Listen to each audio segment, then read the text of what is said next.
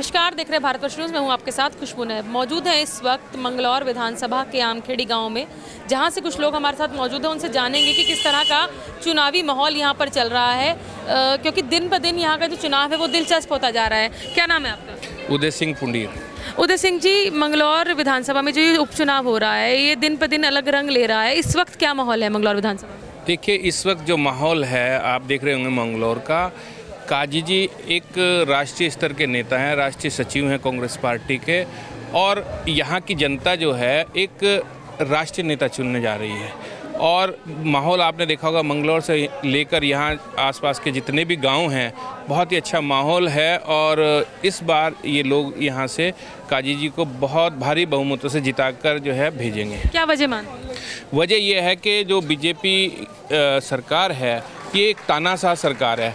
आप देख लीजिए कि आए दिन कोई ना कोई घोटाले, कोई ना कोई भ्रष्टाचार, कोई ना कोई पेपर लीक, कोई ना कुछ रोज़ आए दिन कोई ना कोई घटनाएं हो रही है। जहां तक कि जिस मुद्दे पे बीजेपी सरकार आई थी देश के अंदर, जो राम मंदिर के मुद्दे पे, उस राम मंदिर के छत भी जो है चू गई है, लीक हो गई है। आप देखिए, पूरे देश में जिस इंफ्रास्ट्रक्चर का ये ढोल पीटते थे, जोर जोर से बाजा बजाते थे कि हमने इंफ्रास्ट्रक्चर डेवलप किया है, आप देखिए कहीं भी किसी भी हिंदुस्तान के किसी रोड पे चले जाइए, आज हर जो बड़े से बड़े बहुत पैसों से जो इन्होंने रोडें बनाई हैं, उनमें भी दरारें आ गई, गड्ढे पड़ गए हैं। इवन अटल सेतु, जो पूर्व प्रधानमंत्री रहे, जो नामी ग्रामी प्रधानमंत्री रहे हैं, उनके नाम का जो सेतु बना था, उसमें भी दरार आ गई। बात अगर मंगलौर सीट की करें तो भाजपा यहाँ पर या फिर क्लियर हो गया, जितनी भी यहाँ की सीटें यहाँ पर खाता नहीं खोल पाई है, तो क्या वजह मानते हैं आप? देखिए, लोगों ने उस समय समझ नहीं पाए, उन लोगों को ये समझ नहीं आया कि ये लोकल चुनाव है या जो है देश भर का चुनाव है। तो आपको पता ही है कि बीजेपी सरकार जो है झूठ बोलने में माहिर है। आप देखते होंगे कि मैं कोई अगर वो वक्तव्य देता हूँ, जो वक्तव्य उन्हें सूट करेगा उसको एडिट करेंगे और वो कर देंगे।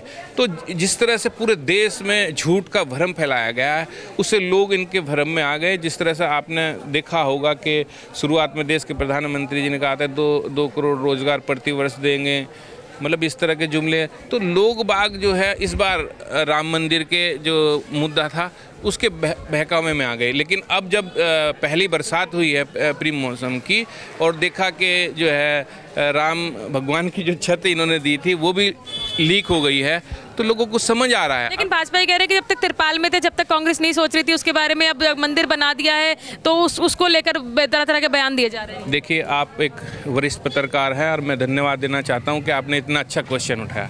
देखिए, हमारे देश के अंदर एक संविधान है और देश संविधान से चलता है। आपने देखा होगा कि जो कांग्रेस के सरकार में जो है ये मुकदमा राम मंदिर का हाई कोर्ट में था, उसके बाद सुप्रीम कोर्ट में चला गया। तो आप देखिए कि नीचे एसडीएम लेवल से चलकर फिर डिस्ट्रिक्ट कोर्ट जाएगा, फिर हाई कोर्ट जाएगा, फिर सुप्रीम कोर्ट जाएगा। जब अंतिम सुप्रीम कोर्ट में जाता है, उसके बाद जो फैसला आता है वो अंतिम फैसला होता है।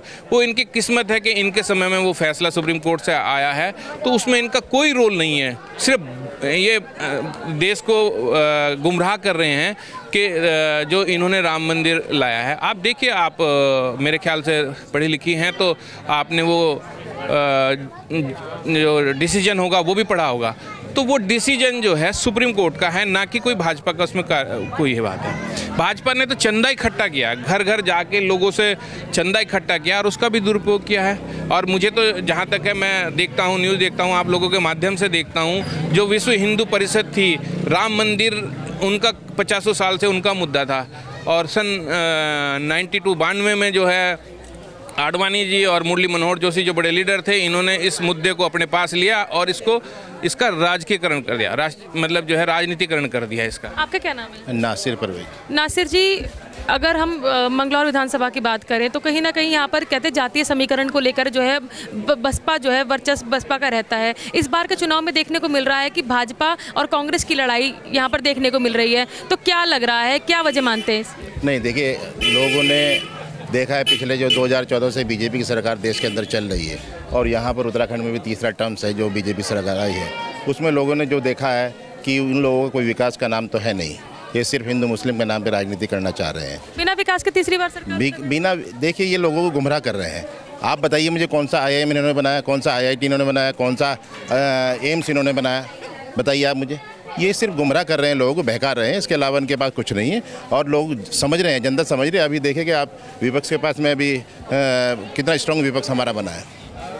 जीत हार का जो मार्जिन है वो यहाँ पर ज़्यादा नहीं रहता, तो क्या लग रहा है इस बार जो जीत का मार्जिन है वो कितना रहने वाला है? जीत मार्जिन इस बार रिकॉर्ड, कांग्रेस की रिकॉर्ड जीत होने जा रही है। इस बार मार्जिन बहुत ज़्यादा रहेगा, क्योंकि आपने लोकसभा में देखा होगा कि लोकसभा में 23,000 से यहाँ पर कांग्रेस का कैंडिडेट जीता है, और वही दोबारा से रिपीट होने की इंशाल्लाह कोशिश हो रही है। तो आपका क्या नाम है? मेरा नाम देवेश है। क्या लग रहा है, क्या माहौल है? माहौल बढ़िया बढ़ा कांग्रेस के, उसमें आमखेड़ी की जनता को क्या हाल है यहाँ माहौल? की जनता कांग्रेस के साथ है। एक तरफा वोट कांग्रेस को जा रहा है, 50% जा रहा है जी, 50% जा रहा है। कितनी पोलिंग है यहाँ पर इस गाँव में? 3,000 लगभग। 3,000।